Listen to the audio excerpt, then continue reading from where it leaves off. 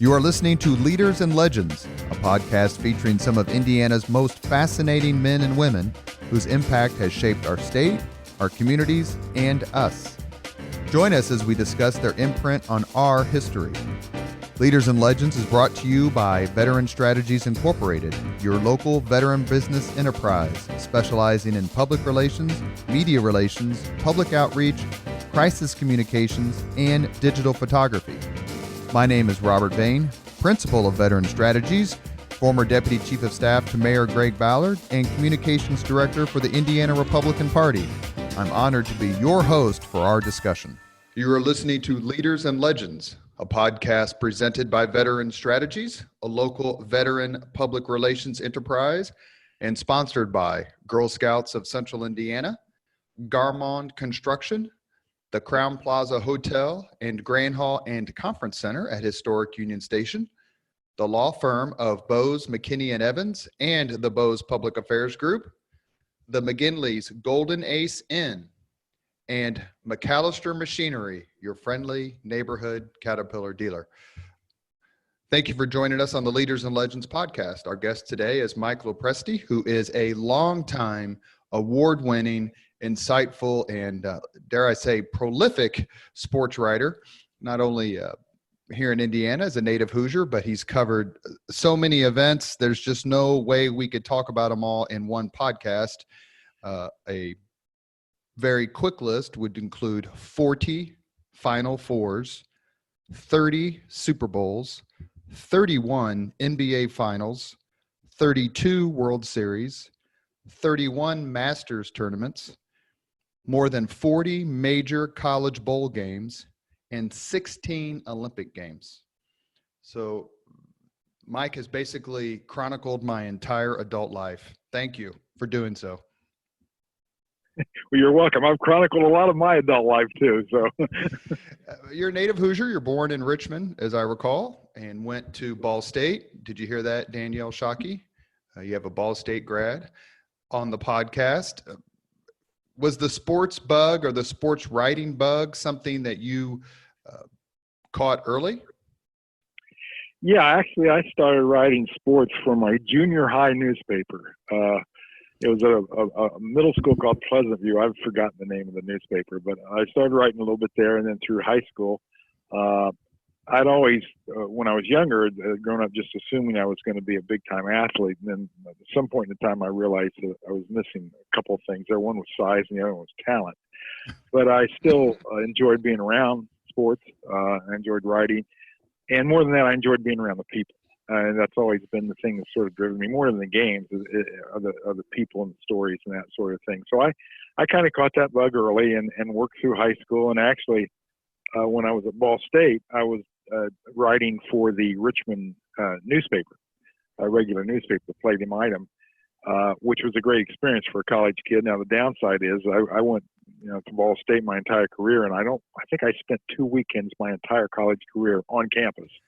So I sort of missed that part of being a college kid. But it was nice on the weekend making a little money too, and I was certainly getting a lot of experience. So that worked out pretty well, and then just went from there.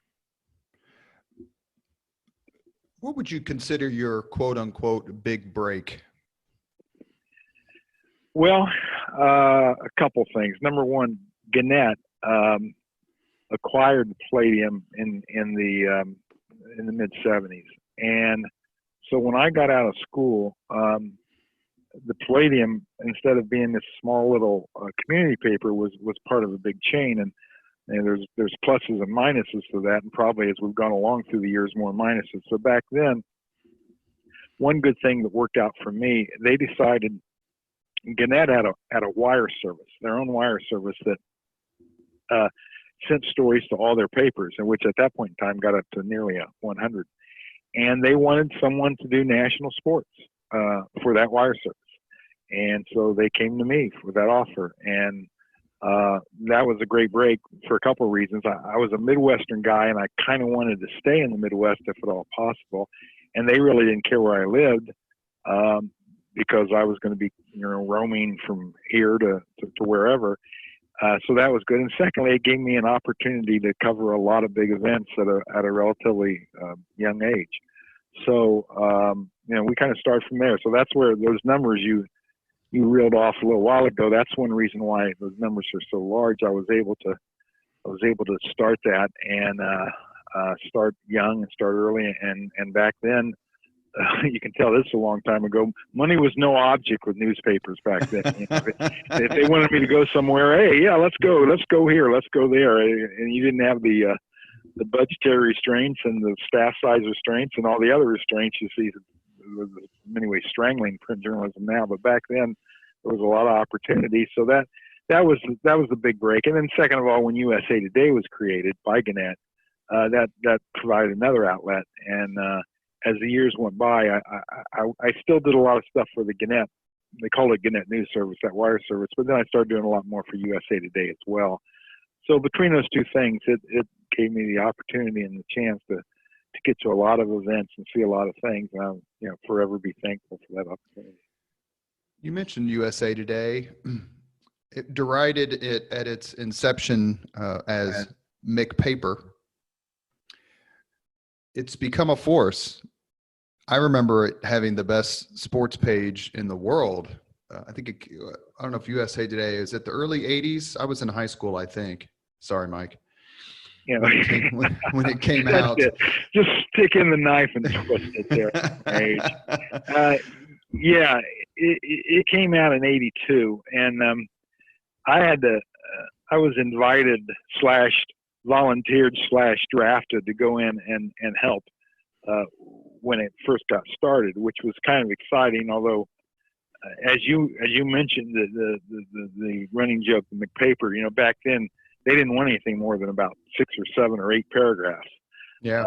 So from a writing standpoint, it was pretty difficult. But I was there for the first few months. And then after that, I had an option whether I wanted to stay full time or go back to what I was doing with the news service, and I quickly took the second option. But it was quite a.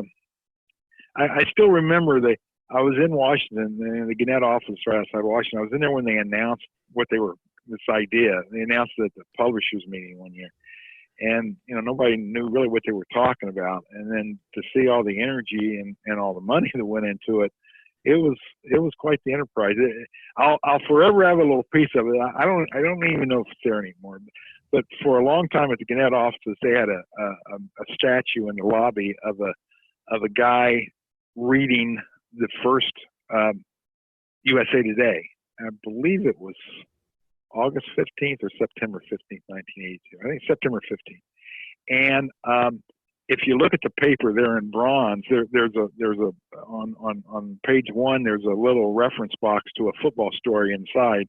Well, that was my story. So not that my name was on it, but at least I knew whenever I saw that statue, hey, I'm there. Now I don't know if that statue might be long gone, but it was an interesting experience to go through that, and it was new. And it certainly had its impact on the way a lot of newspapers presented the news with more color and more art and more graphs and that sort of thing. And then as the years went by, it sort of morphed into a little bit more of a regular newspaper. They started looking at longer stories and different styles and different tones. And, so that it made it a little more enjoyable as far as a writer to work there. Well, the sports page was spectacular. The paper was in color. A lot of papers weren't. That was something that caught the eye. And let me make a statement. Every once in a while on these podcasts, I make a provocative, or semi-provocative statement and let the guest support or refute. So let me make one and ask your opinion. Sports pages sell newspapers. Absolutely. And I think that was probably one of the better examples of that. Now, they don't sell newspapers 365 days a year. I think 365 days a year, things like obituaries and weather and news sell papers. But if you go to different places, if something really interesting is happening in that area for a local team, you betcha. I mean, and that has always been the case. You go into a city, you could always tell that when I'd be covering, let's say, a World Series in some city, and that the home team won, and the next morning you're flying out, and you go to the newsstand at the airport to buy the local papers, they're gone. I mean, they're gone. Well, I don't think they're probably gone many other days of the week at 9 a.m., but they're gone then because the stories were in there about the game the night before. So I think, it certainly can be an engine from time to time to really drive up circulation. When I was in the Army, the USA Today, and I want to ask you about another entity, was the only way that I could follow Indianapolis sports or Indiana Hoosiers or Notre Dame football on a regular basis is because USA Today had such a national reach. But I want to ask you about the introduction of the USA Today sports page, along with the emergence, and it was founded a few years before 1982, but the emergence of ESPN. They kind of came to maturation at the same time. Do you think one fed off the other, or they were just kind of independent? I think USA Today in many ways fed off of ESPN. Now, ESPN was about 3 years younger. I think it came out in 79. So they can say they got there first. And certainly as the years went by, I think you're right. They fed off one another. But I think a driving force to the way USA Today went at things, particularly with its sports section, was off of ESPN. I mean, there was this great appetite out there that people didn't really believe. If you go back to 1980, ESPN was sort of a running joke for people because back then they didn't have enough programming to fill it, and always the thing that always people talked about back then, to fill those hours overnight, they would often have Australian rules football.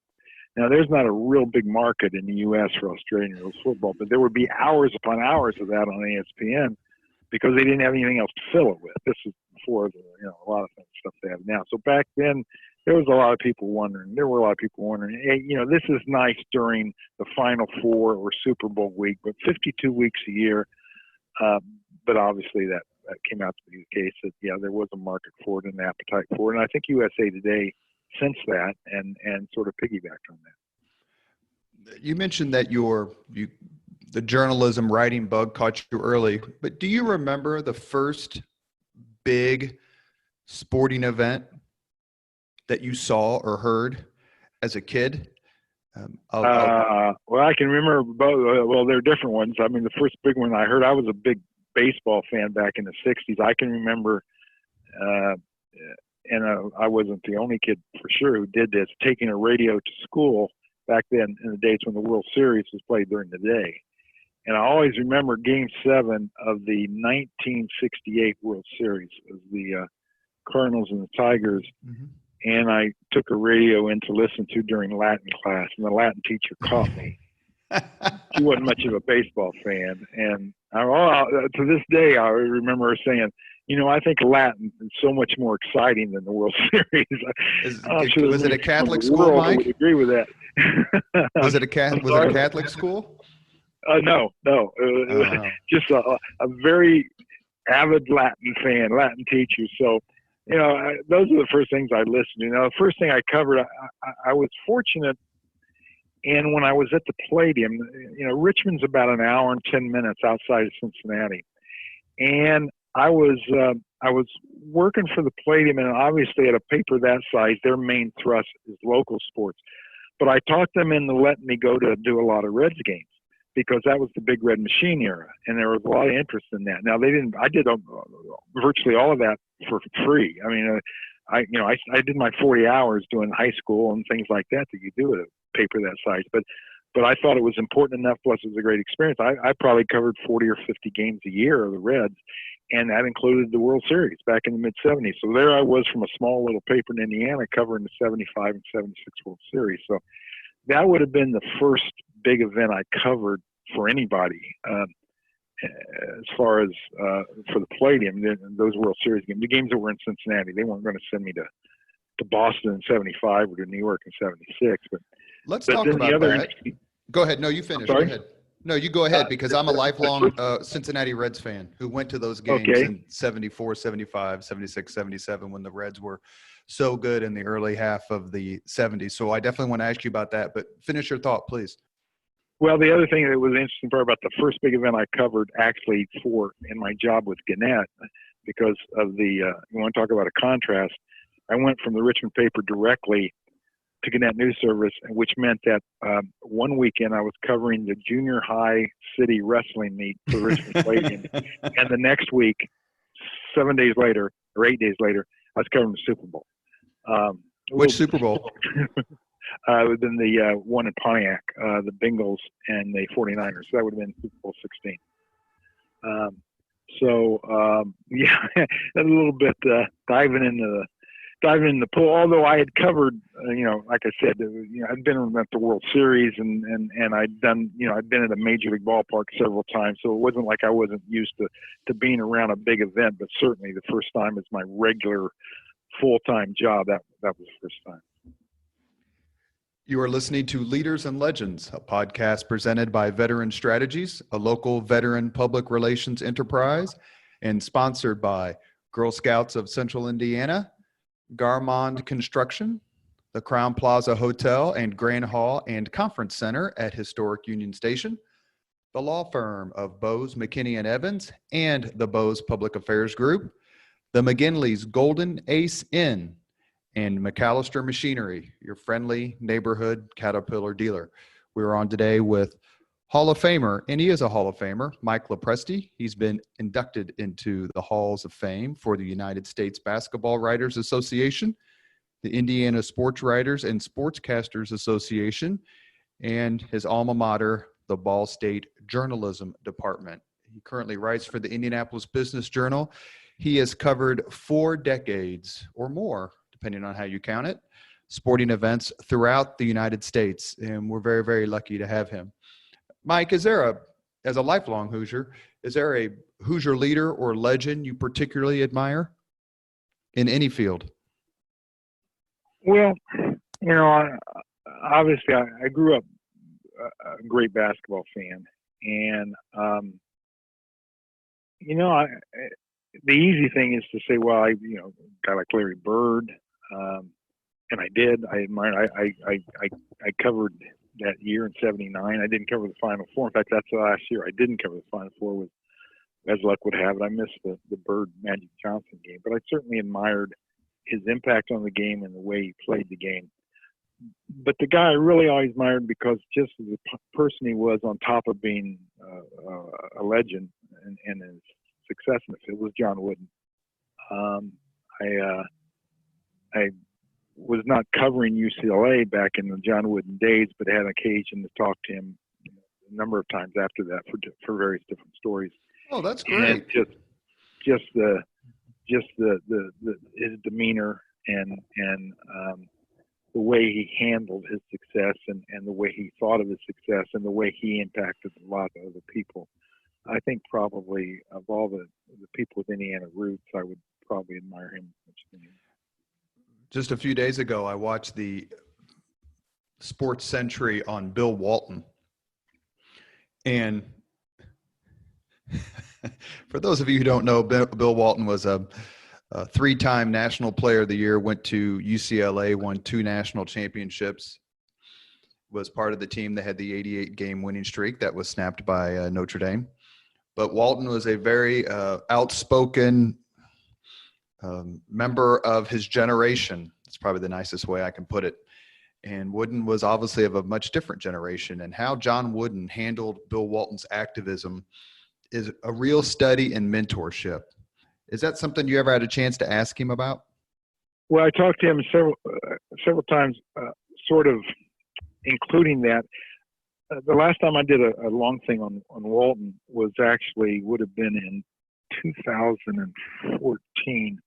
It would have been the 40-year anniversary, 30 years of when they lost in the North Carolina State.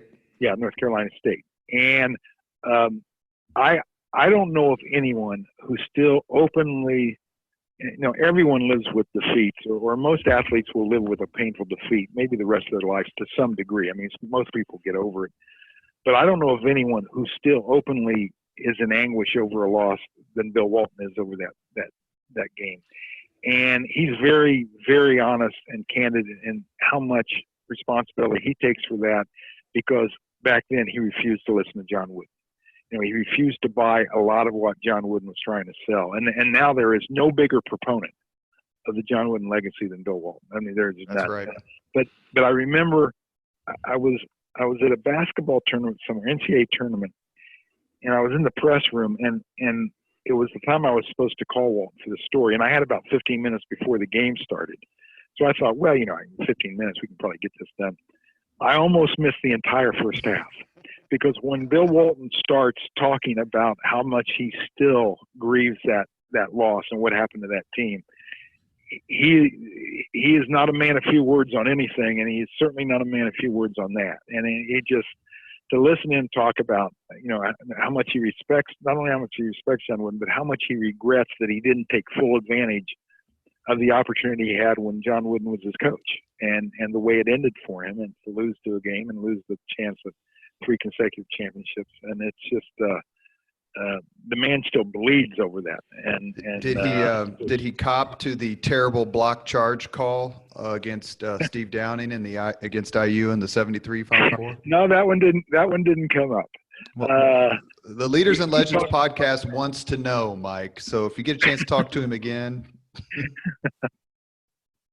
Yeah, that's one of those calls. Calls live forever too. Not only defeats, but sometimes questionable calls live forever too. So, I'll remember that and then bring that up. Although usually when something like that happens, the folks remember it a different way. He certainly takes full accountability for UCLA not winning the championship senior year. You started, and we're going to go right here to the Big Red Machine. My older brothers and my sister and other folks of that era who are a little bit older than me. I graduated from high school in 86, but my brothers and sisters were 76, 77, 79, respective. Say the 70s had the best of everything: the best music, the best movies, and the best sports.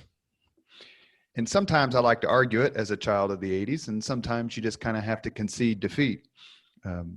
Certainly it is true that the 1970s had some phenomenal sporting events and teams. Like a lot of folks, I grew up a Cincinnati Reds fan, not only because of its proximity to here, but also because the Indianapolis Indians were their AAA farm team. What was it like covering the Big Red Machine, who made it to the World Series in 70 and 72 and lost, and then won in 75, 76? Did you get a chance to talk to a lot of the players? Did you get the sense you were witnessing greatness? And what part of it do you hold today as, wow, I was just lucky?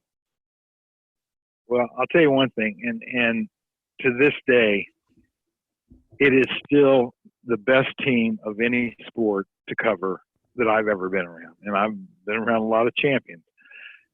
That team, and it's one of those things you really didn't appreciate. I think at the time you appreciated how good they were. All you had to do was look at the numbers and look at October.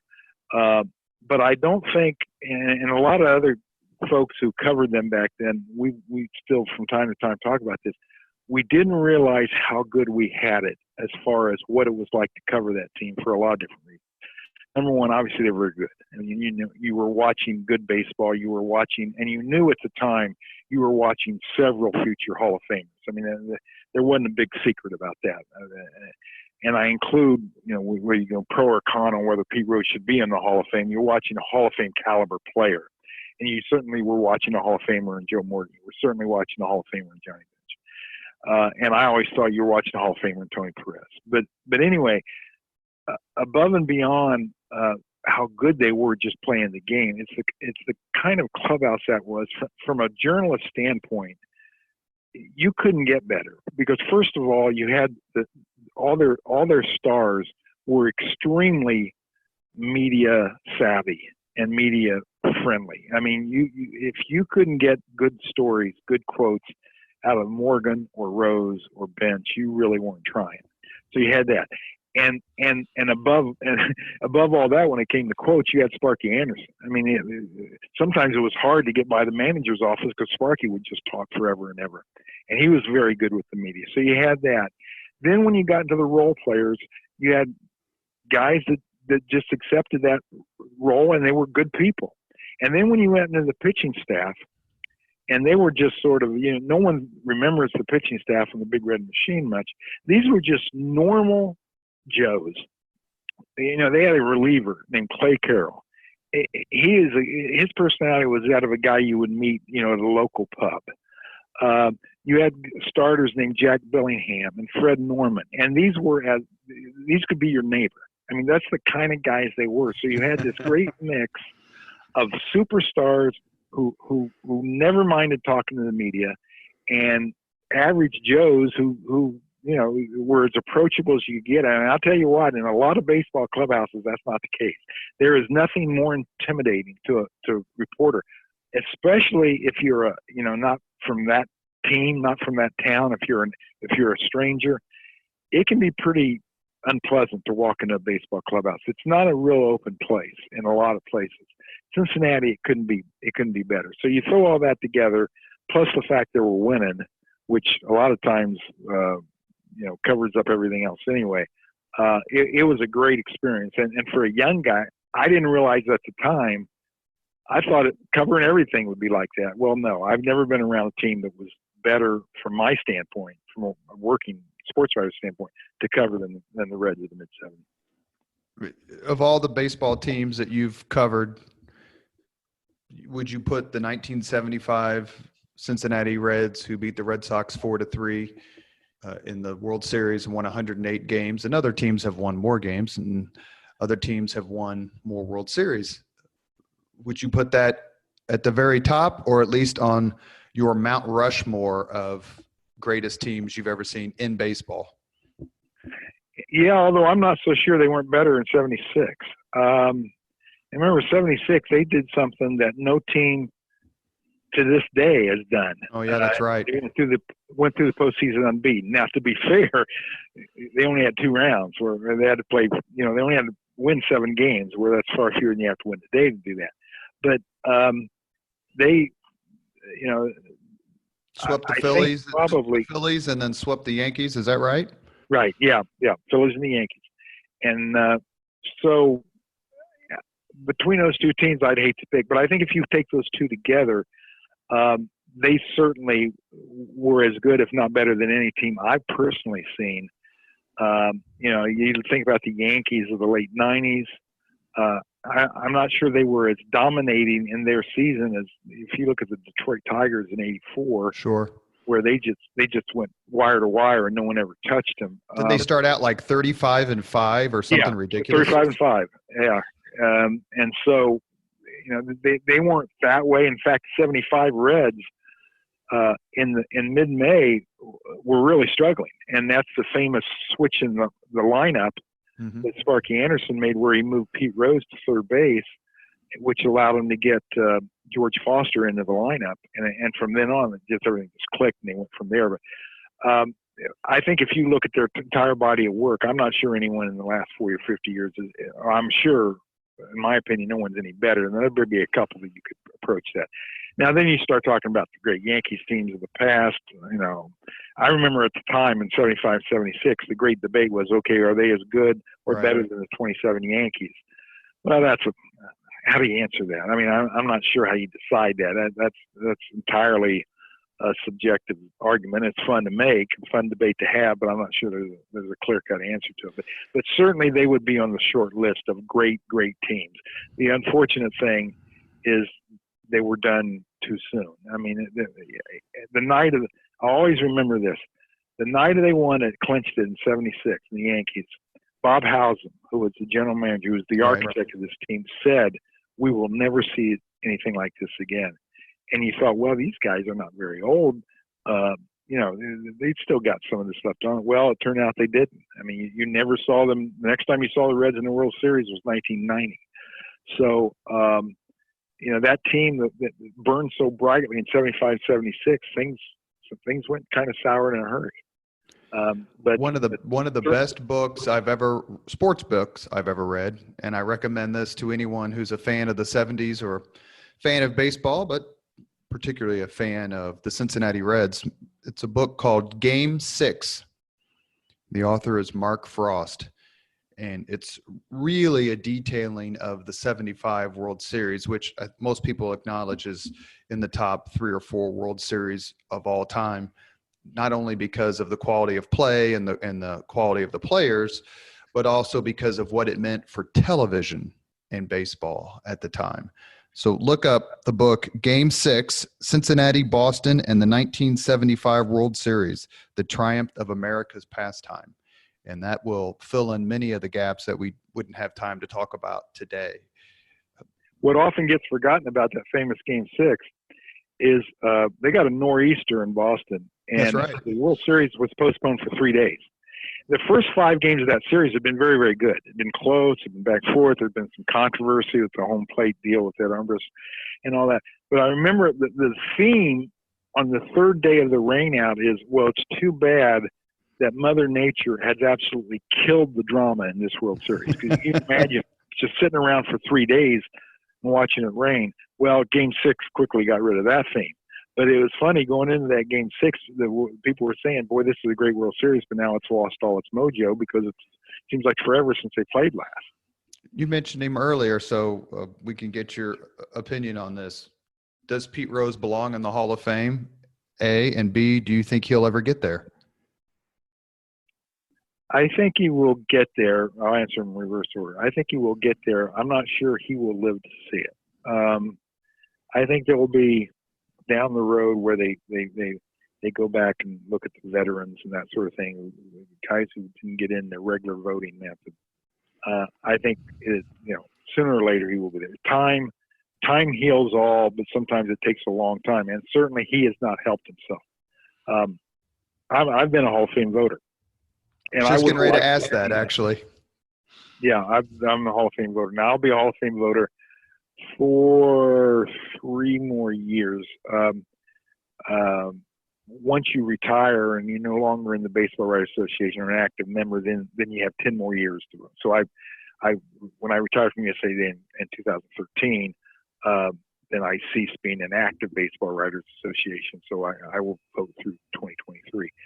I would have liked to have seen his name on the ballot, but I could understand baseball a little bit on it too. I mean, there's so many times you wanted to say to him, Pete, don't say this, don't do this, say that, and do that. And eventually you will win them over, but whatever it's his pride or his ego or blind spot or whatever, he did a lot of things that didn't help himself during that time. So, I think he should be there. Forever is a long time. I think he will be there eventually, and once he's there, he'll be there forever. But it'll be sad. I'm not sure he will be alive to see it. As I tell my clients, PR is everything. It's what you say. It's how you act. It's it's what you give off in terms of achievement or humility and contrition. And to your point, I completely agree. Rose certainly deserves to be in the Hall of Fame for what he did on the field, and it's ironic that what he did off the field is what's keeping out of something that is clearly so important to him. I mean, you cannot think of 60s, 70s, and 80s baseball without thinking of Pete Rose. He was MVP and multiple World Series champion, and probably has the most iconic play in the history of the Major League All-Star game. I think it was 1970 when he ran over Ray Fosse. I mean, who the hell takes out a catcher in an All-Star game? That's unfathomable today. But to him, it was just another play, trying to win. And that game was in Cincinnati. I mean, it was the perfect moment. The first year of Riverfront Stadium. That's right. Yeah, I think he will, in many ways, maybe one of the more tragic stories of the era, because here is a guy whose love for baseball is unquestioned and deeper than almost anyone. And the game that he loved is turned out to be his most implacable enemy. That it just will not bend on this. And I don't know if he convinced himself that sooner or later, because he loved baseball so, baseball would love him back, and he could still, say some of the things he did, or not take some of the accountability that he didn't take early on, and maybe fib a little here and exaggerate there and spin somewhere else. But it hadn't turned out that way. In the, as I mentioned earlier, the ongoing argument between generations about which is better, my decade or your decade, when it gets to be my turn to extol the virtues of the 1980s and sports during the 1980s, I always start with what to me is the single most iconic sporting happenstance event in the history of the United States. And that's Washington's birthday, February 22nd, 1980. The United States hockey team beats the Soviet Union 4-3. You wrote about that just a couple of months ago in the Indianapolis Business Journal.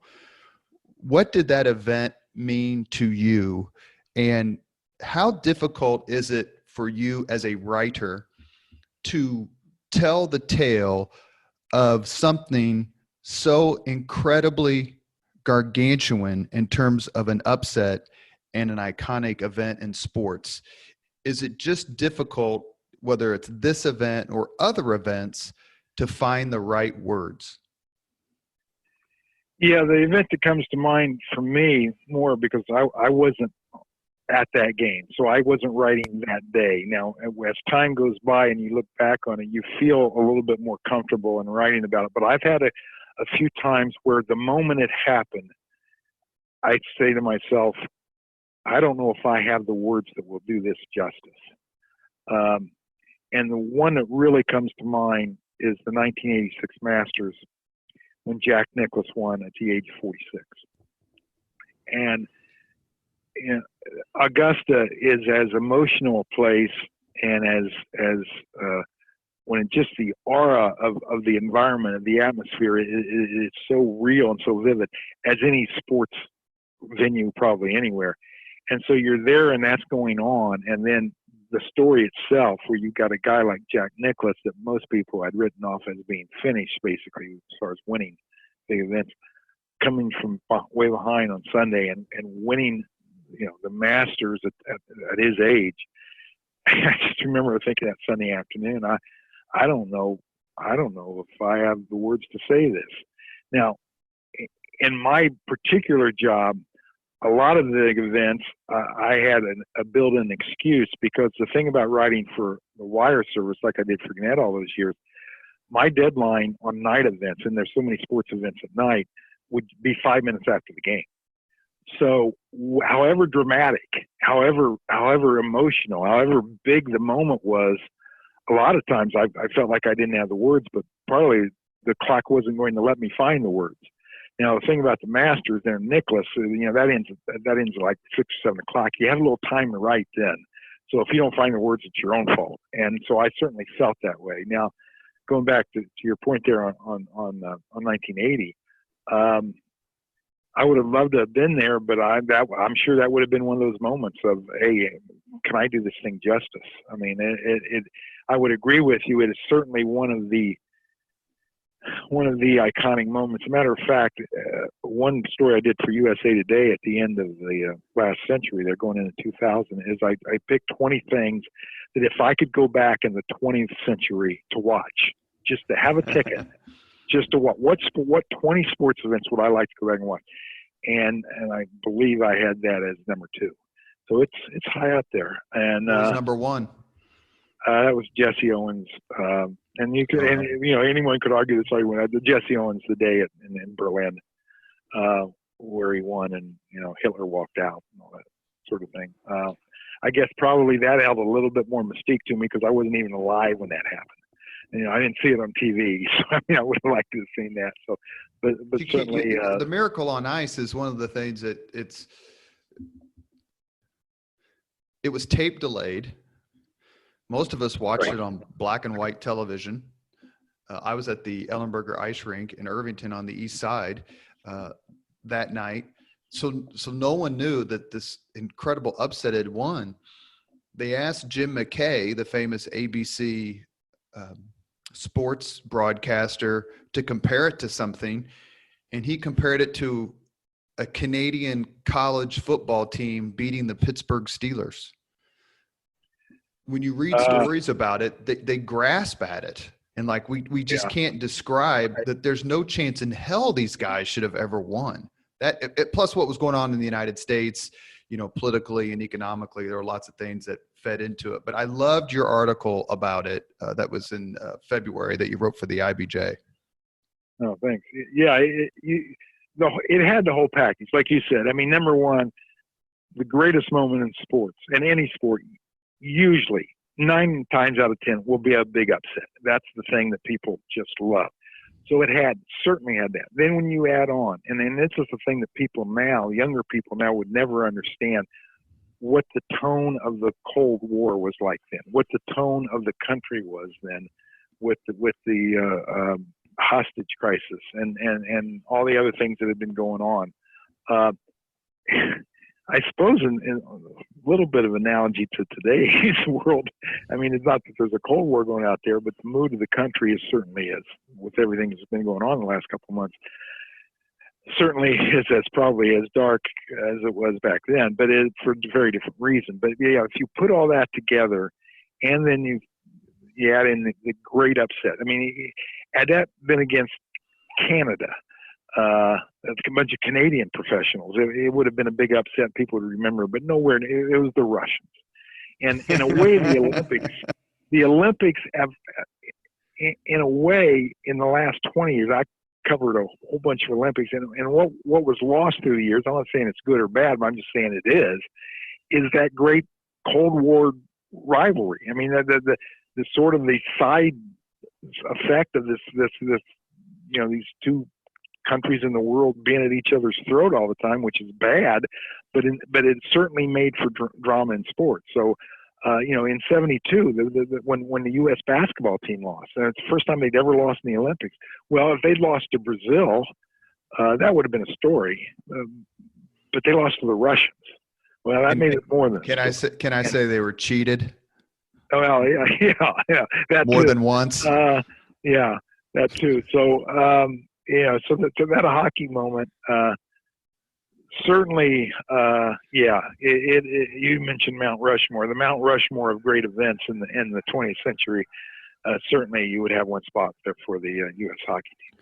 You mentioned covering a lot of Olympic games, and since I'm going to make this statement, and you please push back, but since the 1980 upset in Lake Placid in the hockey portion of the games, probably the biggest media spotlight on anything since then has been the 1992 Dream Team men's basketball. Did you get to cover them? And if you did, what was that like? I covered a few of their games. Now, the thing about it was, I enjoyed the spectacle of it, and certainly the impact it was having on those people around the world, and how they view basketball. And I think the impact of that you see to this day in the NBA with this great influx of international players. Well, a lot of that started in '92 when all the way around the world people kind of fell in love with the sport because of the Dream Team. So I understood that. But that again, what I enjoy more than anything about the Olympics are the stories that you never saw the other 3 years and 50 weeks, of the cycle. I mean, just people from nowhere who had their moment in the sun and they would never have another moment. Give us an example, please. And it's not necessarily Americans. The people I remember from the Olympics in Seoul, Korea, I went to wrestling on a day that a guy from Korea was so poor, he had never slept in a bed. He had just slept on the ground his entire life. By then he's like 23 or 24. He wins a gold medal. Now, Korea, like every other country, host country usually has a deal in mind, for their own athletes. If you win a gold medal, you get X number of dollars. U.S. does it, everybody does it. Well, this kid wins a gold medal, and he wins $50,000. Now, that would be for us a Powerball ticket of $100 million. This guy had never slept before on a bed before.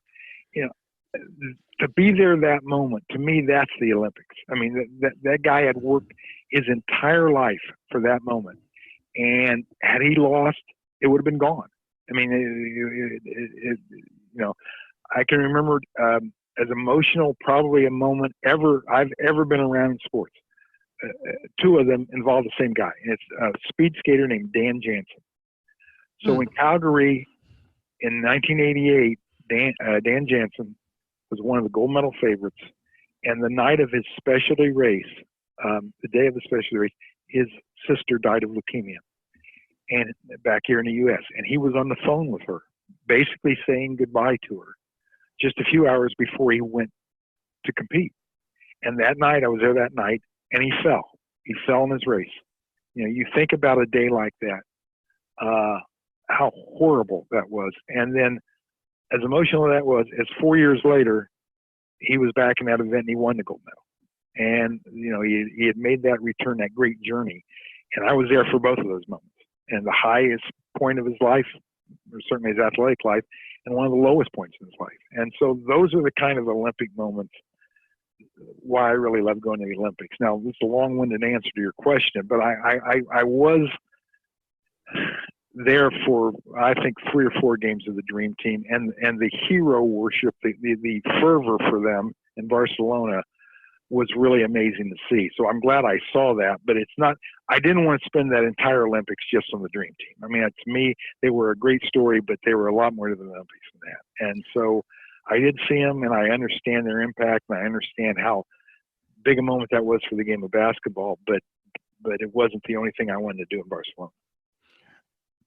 Thank you for joining us on the Leaders and Legends podcast. Our guest today is Mike Lopresti, who's a longtime Hall of Fame sports writer, native Hoosier, graduate of Ball State. He's covered 40 Final Fours, 30 Super Bowls, 31 NBA Finals, 32 World Series, 31 Masters, more than 40 major college bowl games, and 16 Olympics. You mentioned earlier on the podcast about upsets and what a great story that is. It seems to me that the reciprocal of that almost is dominance. And let me ask you, throw two people out there, and maybe you can talk for a few minutes about their dominance. One is Tiger Woods, especially the Masters. Was it 97 that he won by 12, 14 strokes? I can't remember. Mm-hmm. And the other one is Michael Phelps. Sometimes upset grabs your attention, but there is something to be said for celebrating talent and just outright dominance of your opponent and your sport. I've always liked covering dynasties, and I've always respected teams that put together genuine dynasties. A lot of times fans root against teams if they won too much because they won too much. They want to see somebody else.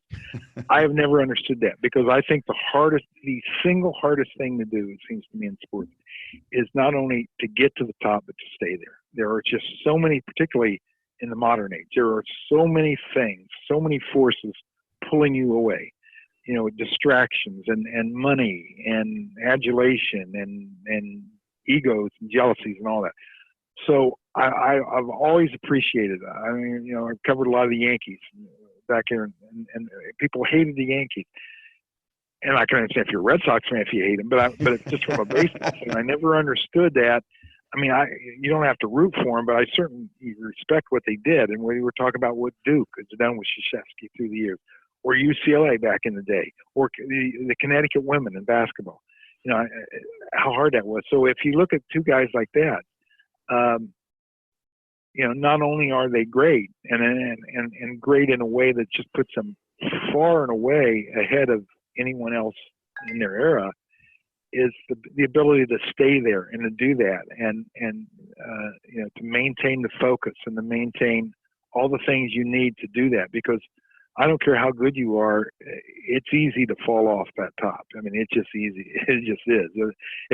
If it weren't hard, more people would do it. And so I think, I was there at the Masters when Woods it was almost surreal because it's just not supposed to happen. Now, the thing about Phelps, his dominance is in his gold medal tonnage. I mean, he had races that were close. I mean, the one year where he won all his medals in the Olympics, he barely, I forget who his teammate was in the relay, barely had to outstretch another swimmer to keep that going. So his dominance is over a period of time and just the number of medals. But Woods, I mean, there would be times he would just run away and hide, and in golf, you're not supposed to be able to do that. And so it was certainly fascinating to watch. In Phelps's case, I remember in Beijing, he was saying how he hoped this made swimming popular all the time and just not just once every 4 years. And I remember thinking at the time, and I still think I'm probably right on this, I don't care how good you are. You can be Michael Phelps great. For the vast majority of American public fans, swimming is not going to be on their radar screen except once every 4 years. That's just the way it is. Unless you're like from Carmel, you win all those high school championships or whatever. But I think at the time, as great as this guy is, not even he can make, avid swimming fans, 52 weeks a year of the American public. It's just not going to happen. Because there's a Rockets red glare part of it, right? That someone comes in or comes out of nowhere. I mean, not that swimming's not always important or popular or patriotic. Spitz certainly made it happen in 72. But you think of someone like Bobby Fischer, there was no coverage of chess at all prior to 1972. It dominated the news cycle for months in the middle of 72, and then it just kind of went away. There's this bright light that creates perhaps a boom, for lack of a better term, draws the media's attention. And to your point, it just isn't something that's going to be covered all the time. And again, the thing on the Bobby Fischer thing, who did he beat? He's Russian. Boris Spassky. If he beats somebody from Switzerland, it's a story, but it's not that story. Again, every sport needs a great rivalry, even chess, and you had a built-in rivalry at the time. That's kind of taking you far afield there, but I think with Phelps, he was going after that record, the most gold medals, the most medals of anyone ever. American fans love records, and they love to see records get set. And so I think he really had that going for him. If Woods, I don't think he will, but if Woods ever gets to the point where he's not really knocking on Jack Nicklaus' door, then that'll take that story up another notch too, because we just love, covering records. What, in your mind, is the most unbreakable record in sports? If you had to bet the lives of your family, they'll live forever, and this record will never be broken, which one would you choose? Baseball. There's several in baseball because it's such a different sport than it used to be. The 511 wins. Cy Young. Yeah. Good luck on that one. I mean, I just don't, you don't pitch that often. There are a whole number of pitching records that you forget what the record is for career complete games. But I mean, you see complete games like once every 3 weeks in Major League Baseball now, where guys that. So I think a lot of baseball records like that. Now the modern ones that people would have some shot at, the Maggio 56 game these three kids. You can say that no one will break. Now Pete Rose sort of nibbled at it, but for all that big adulation over the Pete Rose thing, he still missed by 12 games. He missed by 2 weeks. That's right. So I think probably that one comes to mind as far as the ones that you could see possibly. I mean, there's just no way that anyone's ever going to win 500. Pitcher's going to win 500 games. That's just not going to happen. You can see how someone, if everything went right, 56 games could make a run at, but I don't think anyone will. Like seasonal records, would you'd have a chance, 56 games or the home runs or whatever, but it's the career records. And I agree with you in baseball, especially, that just there's no chance in hell someone is going to win 512 Major League Baseball games and beat Cy Young's record. Yeah, I'm not sure we'll see an NBA player score 100 points in a game again. I'm not sure. What about average? Wilt Chamberlain, he's talking about what about average 50 points a game for an entire year? Yeah, that's true. That's true. Another record I don't think we'll see is, Pete Maravich still has the college. Oh yeah, that's right. Record. The 44 points a game? 44 a game.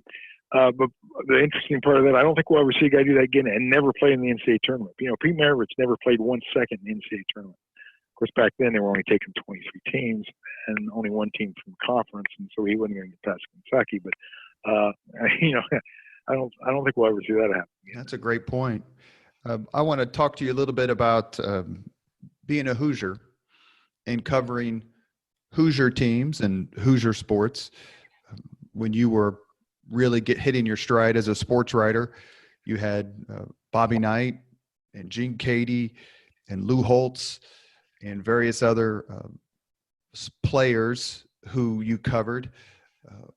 And then I want to also ask you about the Indianapolis 500.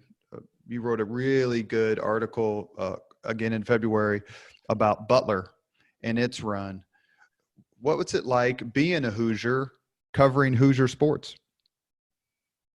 Well, I loved, as I mentioned earlier, I love basketball, being a Hoosier. And to this day, I don't think I've ever covered any event that I liked any better than the state high school tournament, particularly back in its heyday, back in its classic days. Because I covered, in the 70s and 80s, and high school basketball was just enormous. And I was there in 1990, the day they had 41,000 at the Hoosier Dome for the state finals. So I really grew up loving that above anything else. And I've never covered anything since then that I like anymore. I mean, all the World Series and Super Bowls and on and on and on, I still enjoyed high school basketball. May I ask you a quick question about that Damon Bailey game real quick before I forget? Sure. Because I want you to finish your answer, but I'll forget this if I don't ask right now, so please forgive me. Did you talk to other sports writers about that, or coaches or people from other states who said there's 41,000 people at a high school basketball game? I mean, could they even imagine that? Or is that like, hey, you know what? It happens other places too. No, I remember talking to a few, not players, but I remember talking to a few coaches, particularly from Ohio, because I'm on the Indiana-Ohio line over here in Richmond. So, and Ohio fancies itself as, and they are a pretty big high school sports state, more football than basketball. But that seemed like fantasy land, 41,000. and as great as that moment was, I still think more indicative of Indiana back then was how many places you would see 6 and 7 and 8, 9,000 in all in the same weekend. I mean, that's the state finals, and it was a big deal. And Damon Bailey was a huge draw. So that certainly is a great moment in high school sports. But I always thought the bigger evidence is on a given Friday night back then, how many different places you would see packed in, in 100 places. So, but anyhow, that was certainly a great moment. And feel very lucky that I was there to see that. As far as the Indiana sports, I kind of lucked out and coming along, IU basketball. I was not there for their 76 championship, but I did cover 81 and 87. Certainly Bob Knight is one of the more fascinating people in sports I was ever around, both for good and bad.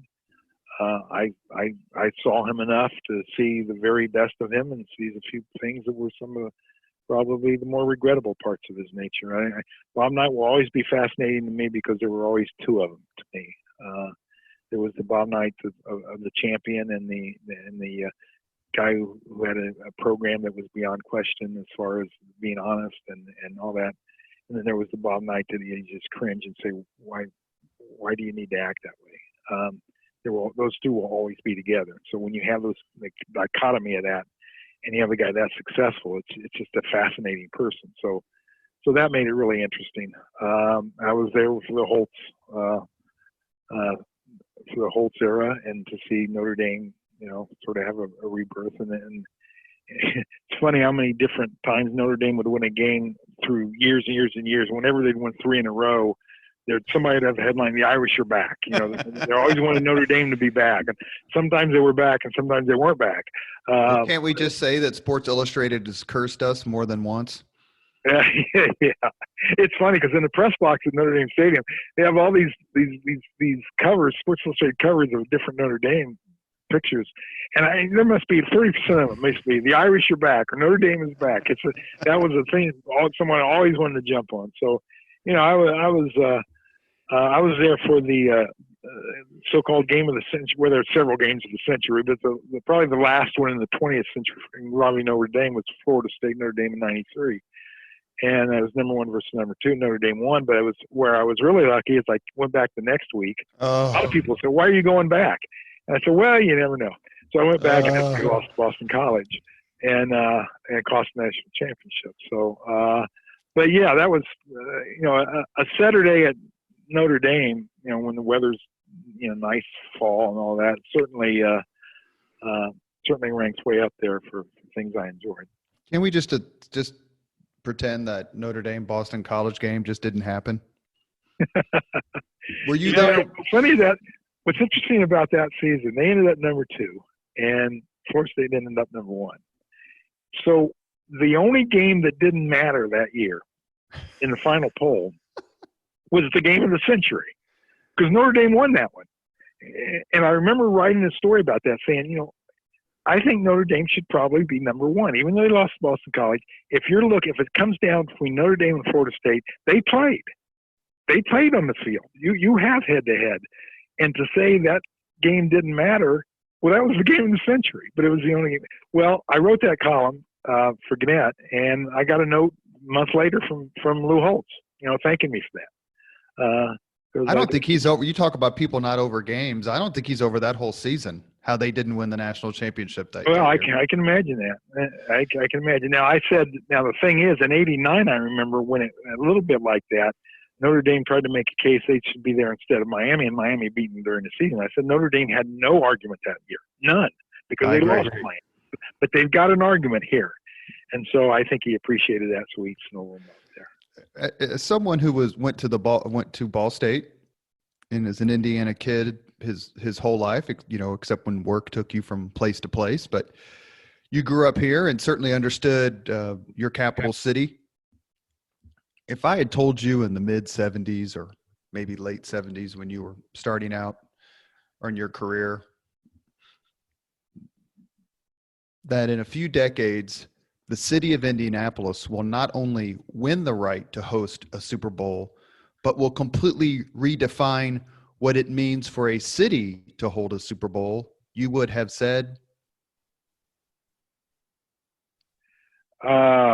Yeah, no way. I mean, at that point in time, who would imagine a Final Four in Indianapolis, let alone like 8 of them or how many ever there have been? It just didn't seem like the place. And then all of a sudden you look and there's this new facility and there's that new facility. And I think back in the 70s, I'm not sure anyone would have ever believed you'd see an NFL team playing in Indianapolis. So certainly there were a lot of moments that you never saw coming. And you mentioned this earlier. Included in that is that you would see a Final Four in downtown Indianapolis, and the team taking the floor would be the Butler Bulldogs. I don't think many people would have imagined that either. Is it hard? Let me ask you a question about that game just real quick. Yeah. Did you root for Butler? Yeah, in my heart of hearts, I did. And not because it was Indianapolis, Butler, not because I'm from Indiana. I rooted for George Mason. I mean, when they got there, and that was in Indianapolis as well. I rooted for Davidson when they almost got to the Final Four, Steph Curry. That's the only thing, you love to see an underdog do well. Now, Butler, because I had covered a lot of their games, if you know teams, sometimes, and there are a good bunch of people. Sometimes if you know teams, you see the other side of them, you root against them, but you're not exactly on their corner. But in this case, I had covered them enough to know who they were and all that, and just their underdog nature. Yeah, I certainly was hoping they'd pull it off. And the thing about that year, what was surreal is that it was in Indianapolis, that it would work out that way. That Butler would get to the Final Four, you'd never imagine that, and it would be in Indianapolis, so you could put that. But if you looked at that team, it really wasn't that big of a surprise if you really studied that team, because they were really good. Now, the next year, I thought that was a supernatural act of magic that Butler got back to the Final Four. I mean, I saw them a lot that season where they didn't look like a team that could get in the NCAA tournament. And it just, everything just fell into place at the right time. I mean, to me, that was an unbelievable March. Now, in 2010, it was sensational, and it was a great, great, surprising story, but it wasn't that unbelievable if you looked at how good a team Butler was. The big sporting event for television that's happening right now as we record this podcast is the ESPN series on Michael Jordan and the Chicago Bulls. Did you cover that team? Did you get a chance to interview Michael Jordan much? And do you think that team and that era of the Bulls deserves the hype that it seems to get every single day? Yeah, I covered. I was there. Jordan, I was there in '82 when he hit the big shot against Georgetown, and I was there in '89 when he hit the big shot against Cleveland, and I covered all through the '90s, all their championship games. And as the series pointed out, in the early episodes, one of the things I remember most is just the open hatred between the Bulls and the Pistons. I mean, that was as raw as I think I've probably seen in sports between, a lot of times you say these two teams don't like one another, that's a bucket game. Indiana and Purdue don't like one another. Well, maybe not. Nothing compared to what that was. And so I remember that, and I was there the day the Pistons, when the Bulls swept them, the Pistons, went off the court and didn't shake hands. And so through all of that, that's certainly the greatest dynasty I have ever personally covered. Now, I'm not saying it's the greatest dynasty above, let's say, the Celtics in the 60s. But it was just really, really fascinating to watch that guy play. And what could he do next to surprise us? What could he do next we haven't seen before? And you get into the last part of his era there and with Utah, and the time he scored 40 whatever points a day, he had food poisoning, and then the way it ended on the last shot, which he'll get to down the road in another episode. I really I feel really lucky I was able to cover that. And it was also interesting in the years between, while he was off playing baseball, to see what the Bulls tried to do. I was there when they lost to Orlando. What they were trying to do without Jordan, or where they were in '95 when he came back toward the end of the year, playing his first game, as we all remember, in Market Square Arena. Yeah, he special is way too light of a word for him. What he meant to that game and what he meant to that decade, and how good those guys really were. Larry Bird famously described or said, quote, he's God disguised as Michael Jordan. I believe that was the night he put 63 on the Celtics. I think Jordan in the ESPN series, or I've seen the quote in what I've read about it, said that was a big deal to him. Like Larry Bird saying that about Jordan made a difference in Jordan's career, in his public perception. Well, there's only two guys, you're coming along and you're Michael Jordan. You're immediately at that point in time going to be measured with two guys, and that's Bird and Magic Johnson. And I think to get that kind of praise from one of those two, you can easily see what it would mean to him. And then I think that's why 91, even though he won 6, I'm not sure Jordan was ever more emotional than he was in 91 when he won his first, because finally he had something that Bird and Johnson had as well. And until he had that, it was going to be very difficult to mention those three together. And he wanted very badly to get into that very rare inner sanctum there. Before we end the podcast, with the same 5 questions to all of our guests, but I wanted to ask you an additional question before we launch into the usual 5. And that additional question is, you're sitting at home tonight, you're by yourself, or you have some downtime, you got a couple hours, 2-3 hours to kill. Which sports movie are you going to watch?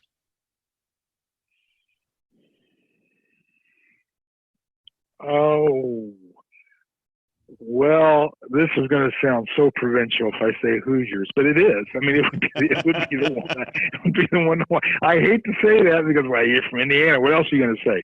But the fact is, as someone, how could you not love high school basketball in Indiana as much as I do and not love that movie? And also the fact that I've done several stories with the guy who obviously is, that story is heavily based upon. That's Bobby Plump and Milan, which I figure was a great story. I'll tell you this: I have very few. I'm not a picture-taking guy with my cell phone, but there are 2 pictures I have on my cell phone, and that's when the Hoosiers cast, some of the cast came to Hinkle Fieldhouse. It's been several years ago, and I got my pictures taken with some of them. Those pictures I kept. I don't take many pictures, but those pictures I wanted to have. So yeah, I'll say Hoosiers.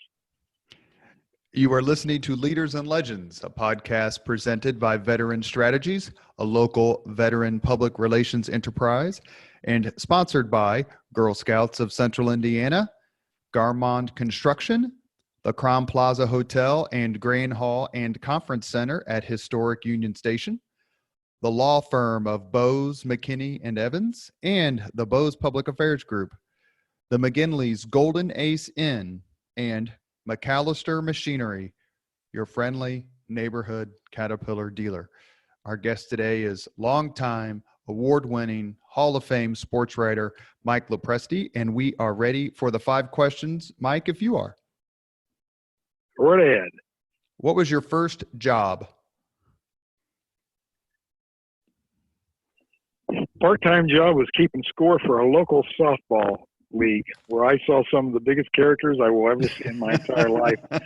First full-time job was at the Richmond newspaper, the Palladium item.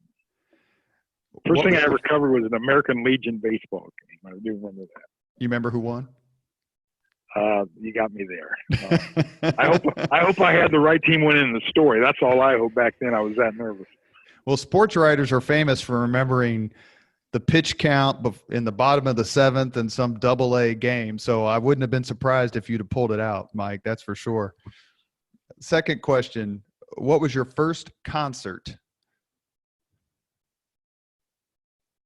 The Carpenters. And I believe it was in Newcastle, in Chrysler Fieldhouse. I was a big Carpenters fan. Question number 3. If you could suggest any book for someone to read, which book would you recommend? If I stay with sports,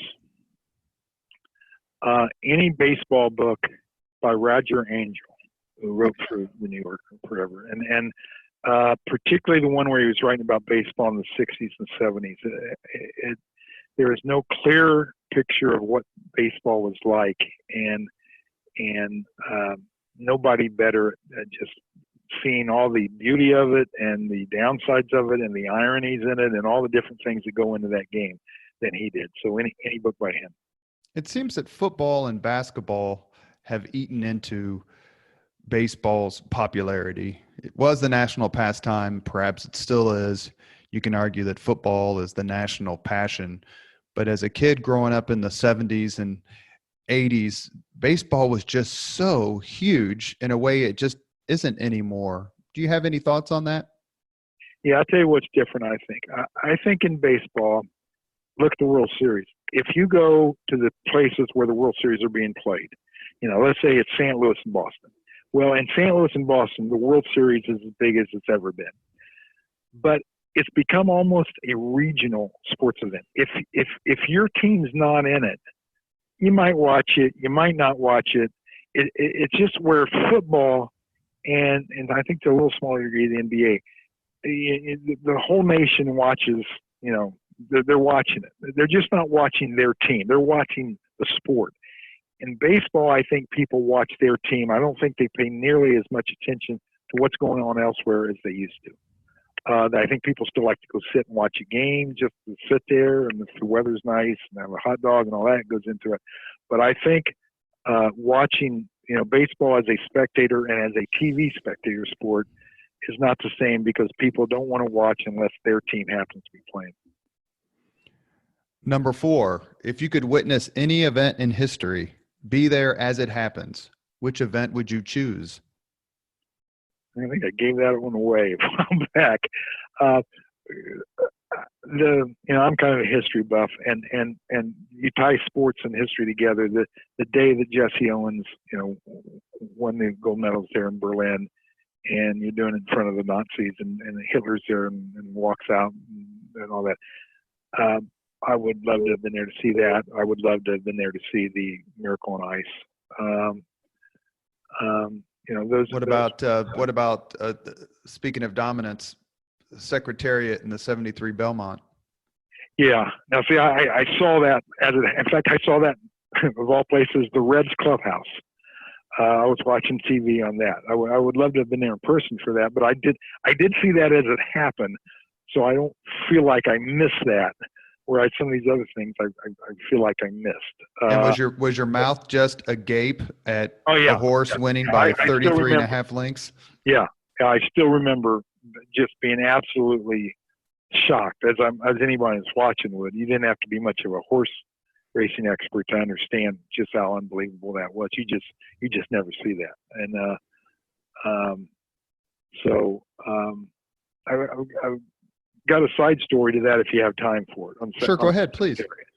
Well, this has nothing to do with that day, but it has everything to do with the movie. If you saw the movie Secretariat.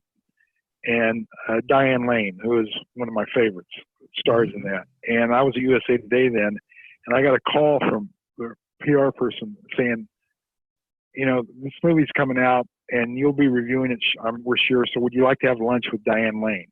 Now, I can't think of anything I would prefer doing to have lunch with Diane Lane.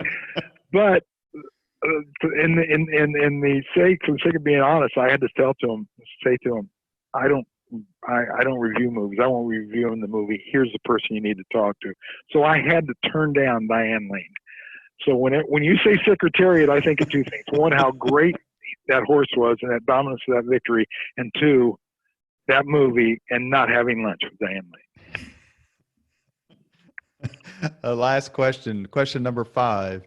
If you could have dinner with anyone living today, perhaps Diane Lane, 2 hours off the record, whom would you choose? Oh my. And they have to be from sports? No, sir. Goodness gracious. If it was in sports, I think Mike Krzyzewski or Tom Brady, just to talk about greatness. If it was not in sports, Tom Hanks, just to talk about what kind of career, because I'm a big movie buff. So just to talk about what his career has been, and I think it would be fascinating to hear him talk about his story. So off the top of my head, I probably would come up with different ones if I had a while, but those are the ones that come off the top of my head. Since this is an Indiana podcast and Mike is a native Hoosier, I'm going to ask one more question to hopefully create what it would have been, correct what would have been an almost unpardonable sin. And that is, I did not ask you and want to ask you about covering the Indianapolis 500.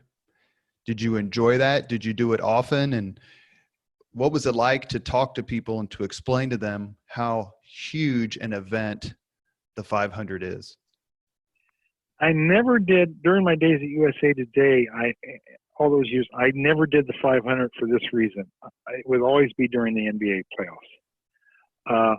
As a kid, I used to go a lot, and just, the vastness of it. It was always a place I loved to be unless it was bad weather. Then it was the last place on earth I wanted to be. If the rain came rolling in. But I never covered it much at all through all those years, because I would always be in Boston or Chicago or somewhere, a few times since then for IBJ, and I've done a few stories from there for various things, and I've always been struck by how friendly and approachable and affable virtually everyone in that sport is. And I didn't know that. All those years I was never around it much, so I didn't know. All I knew about the 500, it was big, and a lot of people went there and then went through some real hard times there during the Civil War and auto racing. But in the times I have done it since then, a few times from the business, from the working angle of a writer, and particularly some of the legends. I did a story with Andretti, and I did a story with Unser, and just how really, really friendly and approachable these guys were. And we're talking about legends, and in a lot of sports, it's not always that case. So that's the thing that struck me as a guy who really hadn't spent a lot of time around it. Thank you, Mike Lopresti, for joining us on the Leaders and Legends podcast. We've enjoyed the stories where we have dozens and dozens of additional questions. If you ever want to come back on, the events you've covered, decades worth of Hall of Fame sports writing. We just got a tiny sliver today, but we enjoyed it very much. Thank you for your time. Thank you. Thank you very much for listening to Leaders and Legends, brought to you by Veteran Strategies Incorporated. If you want to contact us about this program or our menu of public relations services, please send us an email at robert@veteranstrategies.com. That's robert@veteranstrategies.com.